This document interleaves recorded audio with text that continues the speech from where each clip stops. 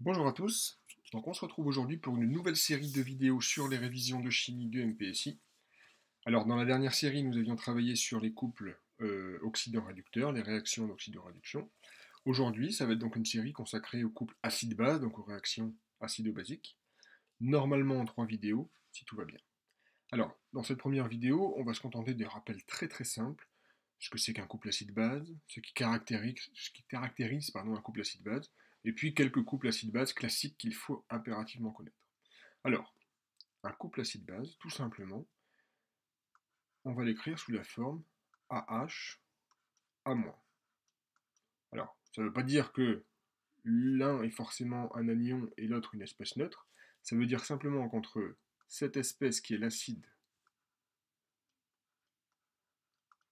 et cette deuxième espèce qui est la base, il y a eu perte d'un H+, donc en fait d'un proton.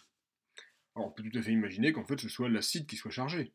Dans ce cas-là, on pourrait noter BH+, et puis la base, ça serait B. Euh, Quelle que soit la notation choisie, le principe est toujours le même, entre l'acide et la base, il y a perte d'un proton H+. Donc la notation qu'on va retenir pour ce cours, ce sera AH A-. Alors, qu'est-ce qui caractérise un acide, une base en solution? Eh bien, on va déjà voir ce qui se passe quand on va mettre un acide dans l'eau. Par exemple, mon acide AH, on va le mettre en solution aqueuse. Eh bien, qu'est-ce qui va lui arriver? Cet acide, a priori, il peut réagir avec l'eau. L'acide qui réagit, qu'est-ce qu'il fait? Il perd tout simplement son proton H+. Donc il devient A-. Donc on travaille en solution aqueuse. Et ce proton H+, où va-t-il? Il va se greffer sur l'eau pour former H3O+. On parlera juste après des couples de l'eau. Et on verra que H3O+, est un acide de l'un des couples de l'eau. Et bien en fait, cette réaction va être plus ou moins avancée selon l'acide, et c'est sa constante d'équilibre qui va caractériser ce qu'on va appeler la force d'un couple acide-base. Donc, loi d'action de masse, cette constante d'équilibre est égale au quotient de réaction d'équilibre. Alors, la constante d'équilibre de la réaction de l'acide avec l'eau, on l'appelle Ka. Et donc, d'après la loi d'action de masse, ça va nous donner concentration de A- à l'équilibre fois concentration d'H3O+, à l'équilibre sur concentration de AH à l'équilibre. On rappelle que l'activité de l'eau, qui est le solvant, c'est 1. Alors, on verra dans la prochaine vidéo ce que cette formule implique. Pour l'instant, on s'est contenté de l'écrire. Ce qui m'intéresse pour l'instant, en fait, c'est la valeur de la constante d'acidité. Alors, à noter que c'est pas tant les constantes d'acidité en tant que telles qu'on utilise, c'est plutôt le pKa. Comment je passe du Ka au pKa? Eh bien, j'applique l'opérateur moins log, c'est-à-dire pKa égale moins log de Ka. Pourquoi est-ce qu'on utilise souvent les échelles logarithmiques en chimie? Parce que les constantes d'équilibre varient sur beaucoup d'ordres de grandeur. Donc plutôt de comparer 10 puissance 3 et 10 puissance 14, enfin, 10 puissance moins 3 et 10 puissance moins 14 en l'occurrence, c'est plus facile de comparer 3 et 14. On est sur une échelle beaucoup plus réduite. Voilà à quoi sert l'opérateur moins log en chimie. Alors, qu'est-ce qu'il faut retenir sur ces valeurs de pKa? Eh bien, si le pK est négatif,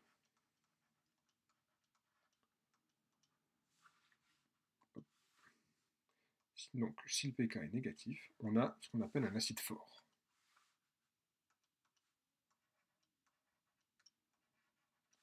Qu'est-ce que ça veut dire un acide fort? C'est un acide qui va totalement se dissocier dans l'eau. C'est-à-dire que la réaction AH plus H2O va pouvoir être considérée comme totale. Alors des exemples d'acide fort que vous devez connaître, c'est par exemple l'acide chlorhydrique. HCl, acide chlorhydrique. À connaître impérativement. Donc en général, le pK des acides forts, il n'est pas donné. Il est négatif, c'est tout ce qu'on a besoin de savoir. La réaction est totale. Donc ça veut dire que HCl plus H2O, en solution aqueuse, ça va donner intégralement Cl- plus H3O+. Donc notez que j'ai remplacé le égal par une flèche, c'est une réaction totale. Alors, un autre exemple d'acide fort que vous devez connaître, donc regardez ici hein, dans le programme, il y a un certain nombre d'acides et de bases que vous devez connaître. Donc ici j'ai cité l'acide chlorhydrique, il y a l'acide sulfurique aussi, un acide fort que vous devez connaître. H2SO4, donc acide sulfurique.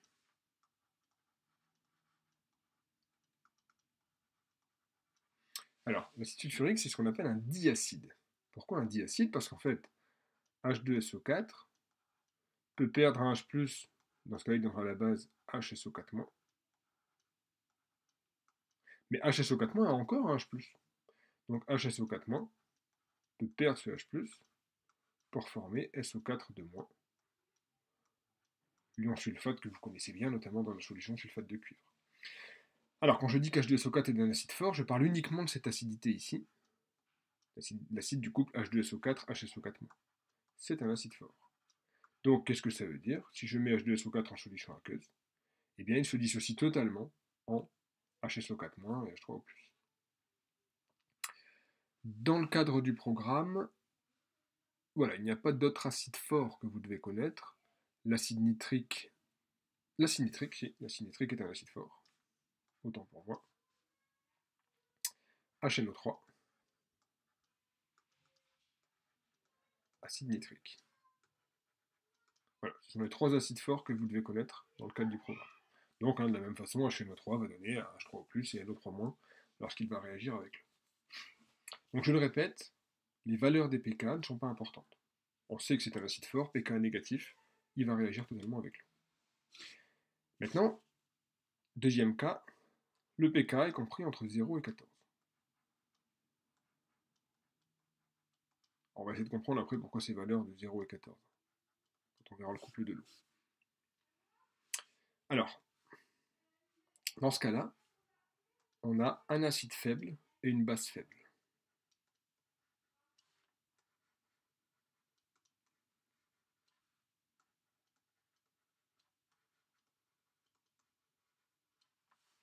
Ça veut dire en fait que la réaction de l'acide avec l'eau n'est pas totale, et donc je vais avoir coexistence en solution de l'acide et de la base. Alors évidemment, plus le pK va être proche de 0, plus la réaction de l'acide avec l'eau sera totale, donc plus j'aurai d'H3O+ produit lors de la réaction de cet acide avec l'eau. Mais néanmoins, je peux affirmer que les deux vont coexister. Alors, des exemples d'acides faibles dans le programme. Vous avez, évidemment, on a déjà cité ici la première base issue de l'acide sulfurique. Celui-là, il n'est pas à connaître spécifiquement. Par contre, l'acide phosphorique, vous devez le connaître. H3PO4.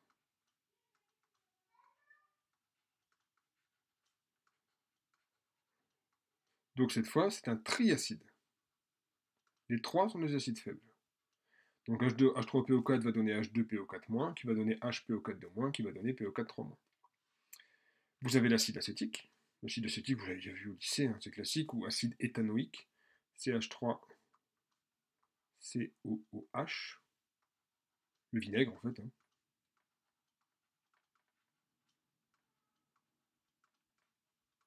Donc qui va donner CH3CO- comme base associée.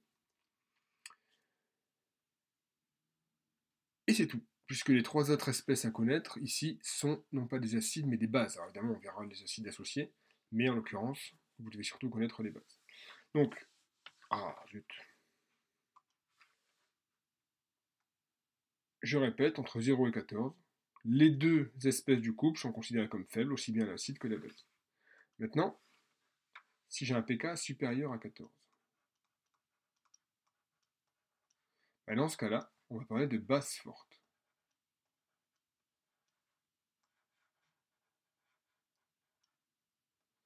En fait, une base forte, cette fois, c'est quand je mets la base en solution, pK supérieur à 14, j'ai marqué 0, pardon. Quand je mets la base en solution, elle va réagir totalement avec l'eau, c'est-à-dire se dissocier complètement. Donc l'exemple classique, c'est la soude. La soude, c'est NaOH.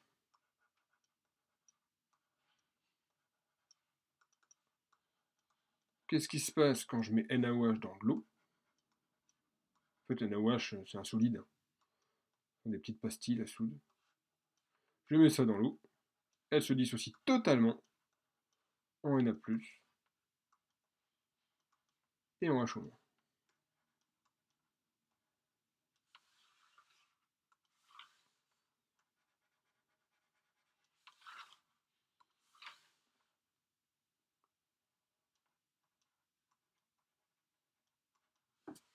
Voilà.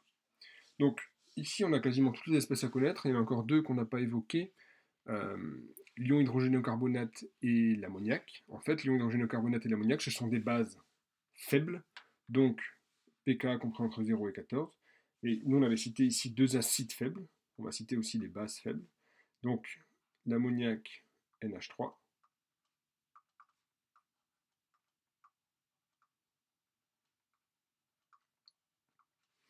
Et donc, le couple associé, c'est NH4+, NH3. NH4+, étant l'ion ammonium.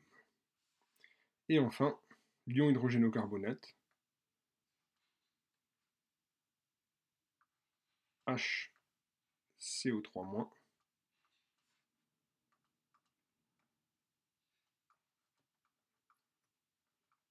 En fait, c'est un ion qui est issu de la dissolution du dioxyde de carbone dans l'eau. Hydrogénocarbonate. Il faut l'avoir à l'esprit. Il sera présenté si vous en avez besoin dans un exercice. Il faut savoir le reconnaître. Alors, voilà pour toutes les espèces que vous devez connaître. Vous savez, ce sont des bases fortes, des acides forts. On a vu ce que c'était qu'un acide fort, ce que c'était qu'une base forte. Il y a quand même deux couples importants. Ce sont les couples de l'eau. Et c'est là qu'on va comprendre la limite 0,14.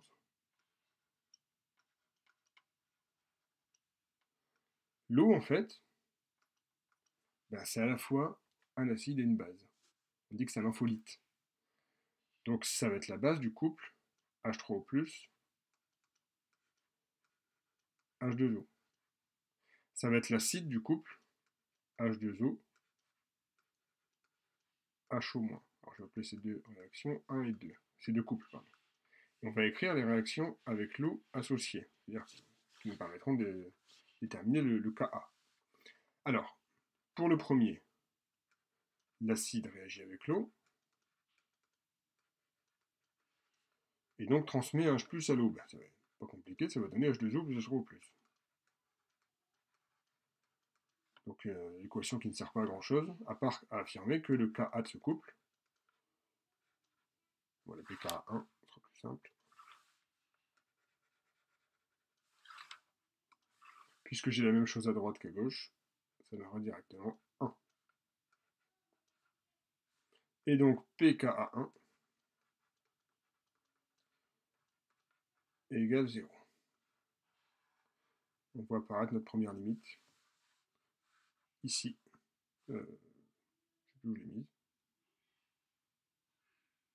Là, pKa inférieur à 0, acide fort. Donc en fait, ce pKa1 délimite la notion d'acide fort. Pour la deuxième, donc H2O constitue l'acide, réagit avec l'eau, donc avec H2O. 1H plus H2O sur H2O, donc ça va donner HO- plus H3O+.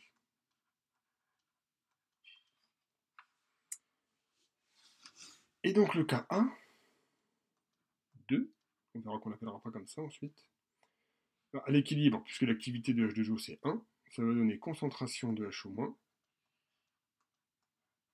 fois concentration d'H3O+.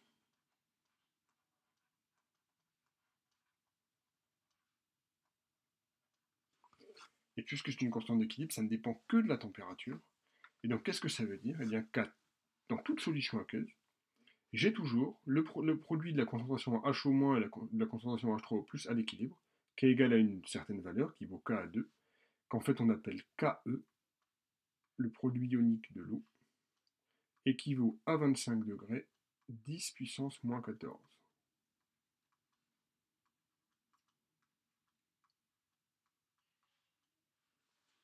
Et donc, ça veut dire que si je passe à la notation pk, pke égale 14. Et voilà notre deuxième limite, celle qui délimite la notion d'acide de base forte. Alors, cette réaction de l'eau sur elle-même, qu'on pourrait écrire tout simplement 2H2O donne HO-, attention, c'est pas une réaction totale, c'est un équilibre. Donc 2H2O donne HO- plus H3O+. On l'appelle la réaction d'autoprotolyse de l'eau, et elle est fondamentale dans l'étude des réactions acide-base, parce qu'elle donne une relation directe entre la concentration en HO- et la concentration en H3O+. Puisque le produit des deux doit être égal à 10-14 à 25 degrés, comme on travaillera toujours à 25 degrés, on pourra retenir que le produit des deux vaut 10 puissance moins 14. Ok, on en a fini avec cette première vidéo. Dans la prochaine, on parle de pH, et puis on va commencer à parler aussi du diagramme de prédominance, comme on l'a fait avec les couples oxydants-réducteurs.